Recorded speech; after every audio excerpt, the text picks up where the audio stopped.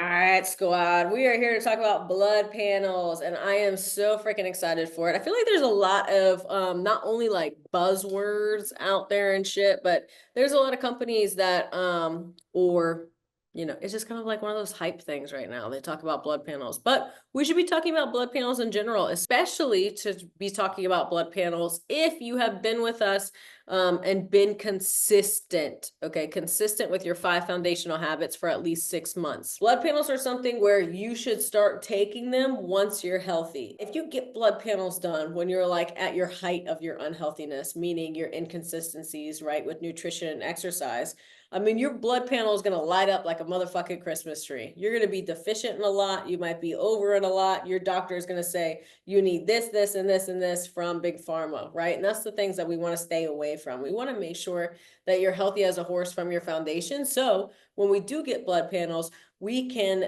I was going to say manipulate, but we can fix whatever you're deficient in with nutrients, right? We definitely want to use your food as medicine because that's the way not only are we going to live as long as possible, but we can stay away from anything. I mean, Big Pharma recently came around like what, 20, 30 years ago? Don't quote me, I don't fucking know. But we did not always have Big Pharma, right? How did people live before? I'm going to teach you.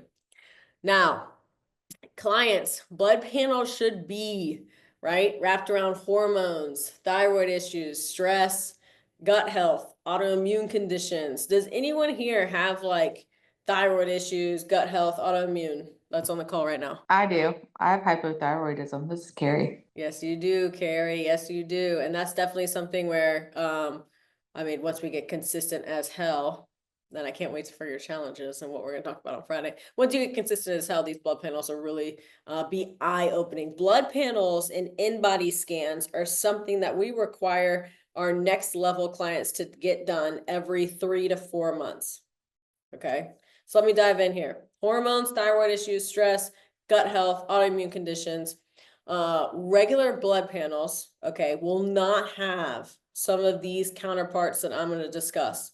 Okay, so like your CBC, blood panels from your primary will not have these markers. So that's why I wanted to go over this. Now, how often you should be taking them depends on what your goal is with them, what your symptoms are, but like I said, if you're consistent, you're on our next level program, you're kicking ass. Every 3 to 4 months is ideal, and we can talk to you in ways to get this done with it being cost effective, right? Insurance covering it. I get my blood panels done, like if you wanted to know for like where in your area. I get my blood panels done at a place called Wellness Restore. You might have something like that near you, or you might have like, I mean, a LabCorp, or what's the one that starts with a Q? You're talking about Quest. Quest. You can go order this stuff. Thank you, Carrie. Ding, ding, ding. You get a gold star. You get 2 gold stars. Okay. So I would just get it as needed, right? If you're experiencing symptoms, but if you're making dietary and lifestyle changes or adjusting medications and supplements, that's huge too, because your medications that you're taking will have an effect on your blood panels, just like they'll have an effect on your fitness plan. So that's why you got to tell your coaches whenever you're starting taking something new, right? Because you're inputting something in your body and it's going to have like a cause and effect.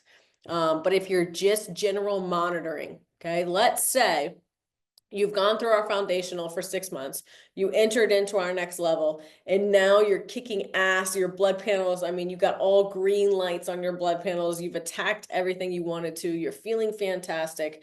And you're not tracking anymore. Like you're done. You fucking learned everything because you're a badass and you graduated. You could track it like every 6 to 12 months, push it back, right? Because you already have that lifestyle. You built the foundations. The habits are now who you are on a daily basis. So you don't need to be dialed in that much, right? But if you have deficiencies or you want to get pregnant or you have any of what I'm about to talk about, make sure you're monitoring close. Now, first things we're going to go over is hormones and stress, okay?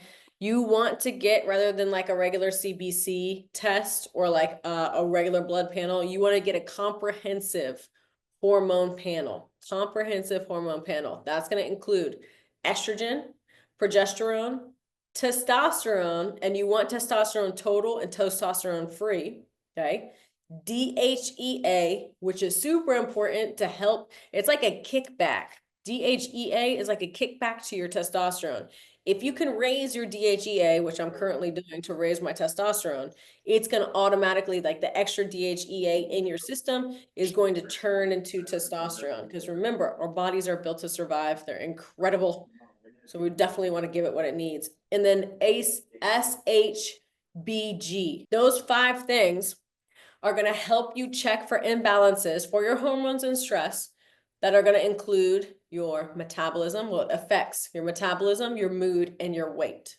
Those 5 things. Now, in addition, you want to do your cortisol, your AM and your PM. This assesses your stress and adrenal function. Okay. Insulin and fasting glucose.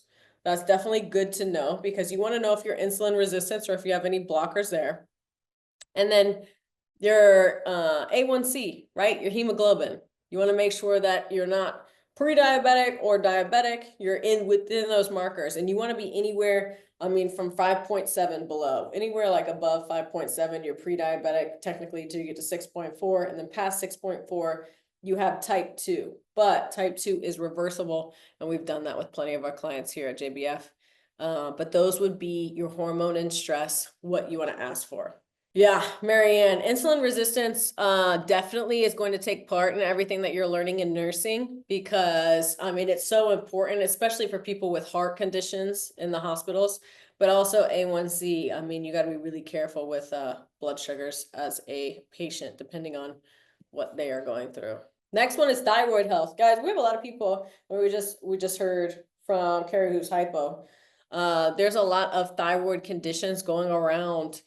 I say going around, but happening a lot more often. You see it a lot more. You hear about it a lot more. Also thyroid cancer, which is something I'm not even going to dive in on because no one has that and we don't need to worry about that. But thyroid health is so important, especially as women.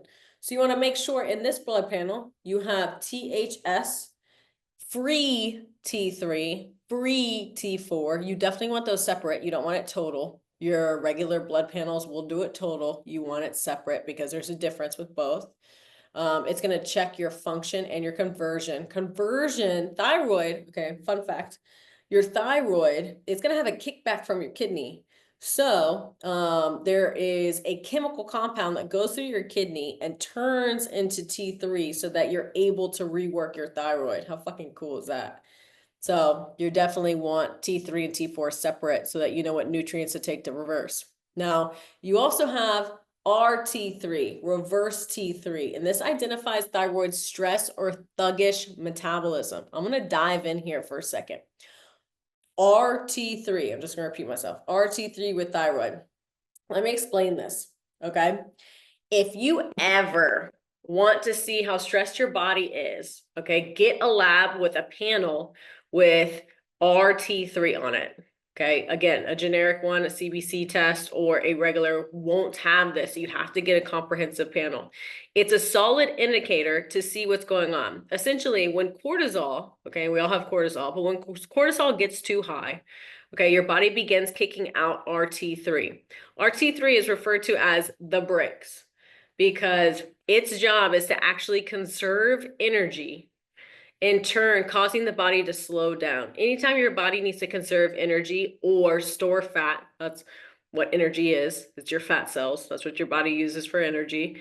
It's going to slow your body down. And that means weight loss is going to be a lot harder. So stress will block the conversion of your actual active thyroid hormone, which active is T3, non-active is T4. So what I was talking about earlier with the chemical compound T4, trying to make this as simple as possible, chemical compound T4, when there's too much of it and there's not enough of your active T3, T4 is going to kick through your kidneys and turn into T3, which is really fucking cool. Science is dope.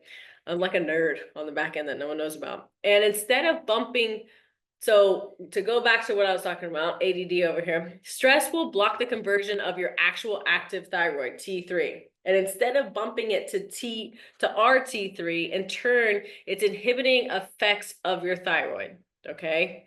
If your RT3 is higher than 16, we have a problem, right? I have had a client where it's at 23.4.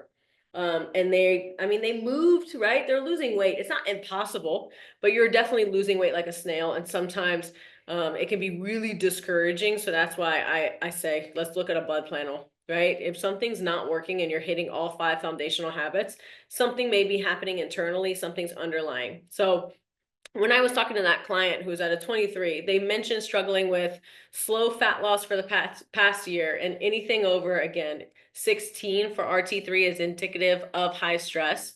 So your body's fighting back. Remember, your body's built to survive. So anything it doesn't like, it's going to fight back, which is going to do the opposite of what we want when we're trying to get sexy and healthy as fuck. So my point is, if you feel like you're super freaking stressed, we should hit on that first. Stress should be hit on first before you move through your foundation. It's going to make your journey so much easier. So back to thyroid.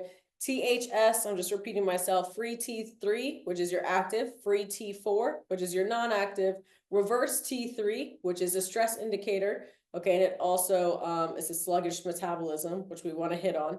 And then your thyroid antibodies, which is TPO and TGAB, right? Again, that's going to detect your autoimmune thyroid conditions like Hashimoto's or hypo. And I always, like, when you're getting blood panels done, you can look up, like, I'm telling you what you could do to get it for free or forget your insurance to cover it. You can look up like symptoms, right? Like, what if my thyroid isn't working? One of the symptoms for each of these I can tell you is hair loss. So usually when you tell your primary or whoever you want to tell for your insurance, I just go to them and I have the insurance cover it at like again, a clinic, like a place I just discussed. But that's something that you could do. Say something like you have hair loss and they'll be able to help you out.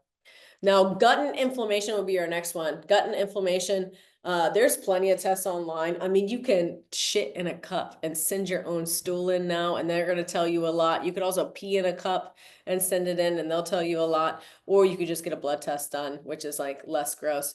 But CRP, so C-reactive protein, you definitely want to know. ESR measures inflammation levels. Vitamin D, huge, guys. If you're moody, you might be low on vitamin D. Go get some fucking sunshine. Vitamin D is a great supplement to take too in liquid form. Anything in liquid form is going to digest faster. It's going to be more bioavailable, meaning your body's going to absorb more of it. That's huge, guys, actually, with supplement world. Make sure you're taking things that are optimally bioavailable, because that means your body's going to use more of it. And it's not, you're getting the biggest bang for your buck too. B12, iron, and ferritin. Okay, checks for nutrient deficiencies and effective gut energy. Now, you also want a comprehensive stool test if necessary. I just mentioned that. You'll find like bacteria, digestion, and inflammation by sending your stool in, which is your shit, guys. It's your shit. And then your autoimmune and overall health. Like if you wanted some sort of generic, like, I mean, these are great to know. I knew these ones. The only time I got these tested, I will tell you, is when I was looking to become fertile. Fertility is huge with your omega-3 and 6 ratio. Fun fact. Okay. And your omega-3s are what? We discussed at the beginning of the phone call. It's your full mega, your EPA and your DHA. Okay. Your fish oil pills. So I'll start there. Your omega-3 and 6 ratio, it's inflammation, heart health.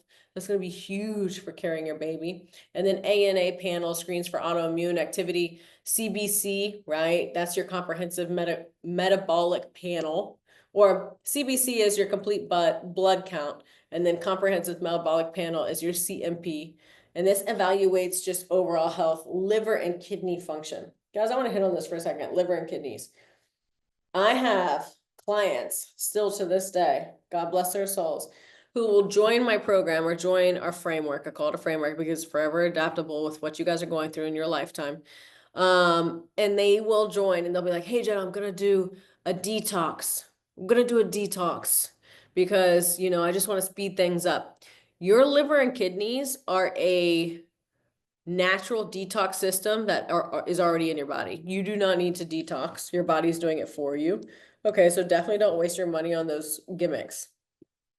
I just wanted to hit on that because God bless their souls. Plus, I used to detox, and let me tell you, it doesn't make any sense. But there is your other panels. Now, has anyone gotten their blood panels done before? Anyone have any questions on this? I love this topic. I hope that some of what I said, there was Nancy said, yes, I have. What do you got, Nancy? Just typing it out. I love that. I hope I gave you guys some light bulbs. I know I was talking a lot, and I was trying to to bring it in a way where, like a kid could understand it, because I want you guys to understand that our bodies are incredible, but you really need the foundation. Like, there's nothing, nobody out there should ever say, hey, don't be healthy with nutrition and exercise. Like, who gives a fuck? And then get a blood panel and take all these medicines. That's exactly what's wrong with America right now. Like, definitely do the work and then figure it out. You had your hormones tested for hair loss. See, Nancy, the only hormone that was elevated was DHA sulfate. Elevated. So Nancy, I would love to see those. If it's within 3 months, definitely just shoot it over. I'm happy to read it for you. Again, DHA is going to turn into testosterone, and the best thing you could do for your hair, guys, how does hair grow? Protein and healthy fats. So eat a shit ton of protein, pound those avocados, pound, protein and healthy fats. It was a while ago. It was normal now. I love that, Nancy. So that's blood panels, guys. I gave you 4 different kind of I believe 4 different rounds of how exactly you could go about this. I think the most, I don't think I know, the most common would be your thyroid.